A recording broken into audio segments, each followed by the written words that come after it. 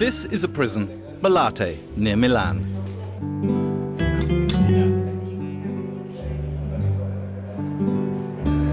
It is a model jail that attracts visitors from all over Europe, keen to learn from its policies of rehabilitation and reinsertion into active life. It has workshops and even stables. But it's the only one of its kind in Italy.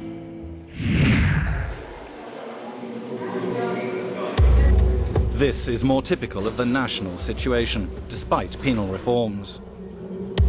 This is Regina Celli in Rome, a 17th century former monastery. The first surprise is that everyone is out of their cells. One reform allows cell doors to stay open during the day. Other reforms have allowed the early release of more than 10,000 inmates to serve alternative punishments. The European Court of Human Rights likes the reforms, but their application's patchy and building programs are stalled. One prisoner told us that in his block there were cases of scabies, and there were only 2 showers for 72 inmates. When you live behind bars, things that are trivial in the outside world become vital.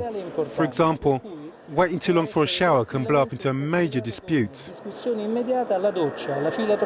there's tension? Yes, all the time. But there's worse. Some showers in Como prison in the north are barely fit for purpose. They leak into the surrounding cells as if rain was coming in and are almost dangerous. The prison was built in the 1980s. Since then, the showers have not been renovated. They told us they'd be repainted more than a year ago. Even worse conditions can be found, like in Trani in the southeast. Toilets are in full sight, next to dinner tables and facing entrances. Alessio Scandura works for penal reforms and says there are too many problems to mention. Italy's prisons are very old and a lot of renovation is needed in all of them. Any new building work or improvements are done in haste. In part a reaction to the growing overpopulation of recent years, with no long-term planning.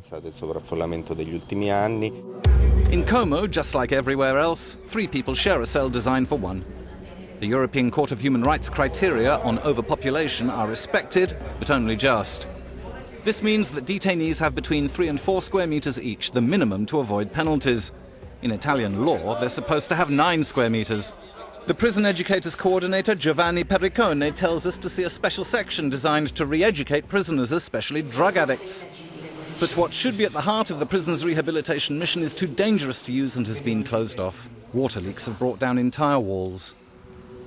Just next door is a special court built 20 years ago to try members of the Calabrian mafia, the 'Ndrangheta. Its several hundred meters of space was only used for a few months, and the prison desperately needs that extra space, but it's closed. So reforms may be in place, but there's not enough money to start much renovation. Too much money was wasted in the past. For example, Spinazzola in Puy has a prison that closed only after a short period, and it's far from being the only one.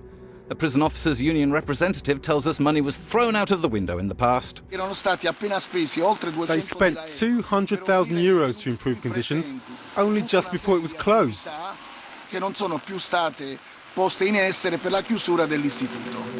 1,000 kilometers to the north in Revere, it's the same story.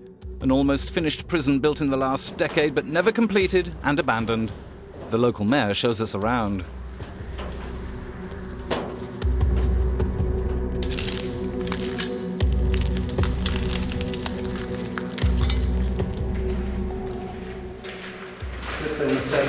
This would have been a cell with its own bathroom.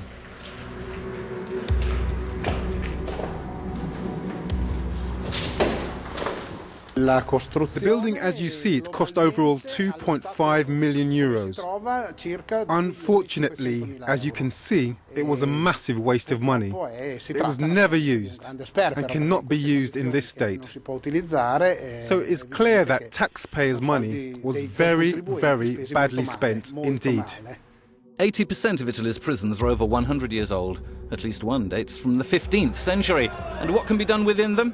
That's the real question, because there are not enough activities for inmates, a problem recognised at ministerial level. As a direct consequence, prisons are failing in their primary duty to get criminals back on the straight and narrow.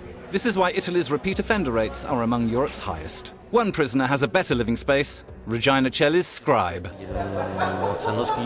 Some people in here don't know how to write, so I write their requests for them, to the prison authorities or friends, or help them with legal documents. By doing this, I've learnt a lot. I've almost become a lawyer myself, so I help others, and some I've even been able to help get released with appeals I've written. As my activities mean I'm allowed out of my cell more than others, I can do a little more for other people, as most of them stay in their cells all day long.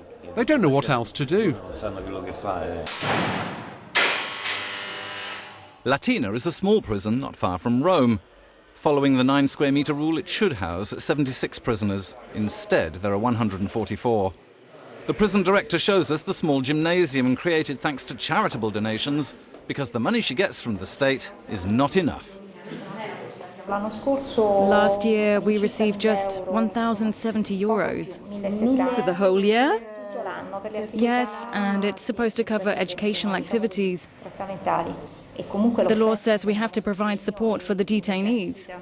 So that means you have less than 10 euros per person? Yes. And that's supposed to cover all their education and rehabilitation needs? Yes, and this is why we have appealed for volunteers. We now have 50 coming to help, but that's not enough. So without the unpaid volunteers, you wouldn't be able to do anything? Nothing. Despite everything, Latina prison works minor miracles. Many were illiterate on entering, but now know how to read and write. I knew absolutely nothing, but now, thanks to my teacher, I've succeeded, even if it took me some time. So now you're qualified? Yes, I get my school leaving certificate next week. When I wrote to tell my niece, she said, "It's super. It's the most beautiful letter you have ever written to me because it's in your hand." I was very moved because I wanted this for my nephews. As we walked around, we were surprised to see a number of elderly inmates. We do not know what their offences were, but we couldn't help wondering if prison was the right place for them. But the problem is, this sort of detainee can't be placed under house arrest because they have no home, or it's unsuitable. Prison's the only solution, as there are not enough day centres or similar establishments. We've become a dustbin for all the people society doesn't want to see at large. So the homeless, the mentally ill, the old, and all those in precarious situations wind up here. We're left with the difficult problem of managing this. This is not what you're supposed to be doing. No, absolutely not.